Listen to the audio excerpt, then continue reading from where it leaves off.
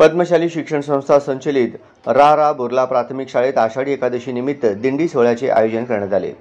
दिंडीच्या सुरुवातीस पद्मशाली शिक्षण संस्थेचे विश्वस्त मधुकर कट्टा व गणेश गुज्जा यांच्या शुभ हस्ते पालखीचे पूजन करून पालखी सोहळ्याचा आरंभ झाला। दिंडी सोहळ्यात इयत्ता 4थी अ वर्गाकडून दिंडी नृत्य सादर करण्यात आले व इयत्ता 4थी ब वर्गाकडून साक्षरते विषयक पथनाट्य सादर करण्यात आले।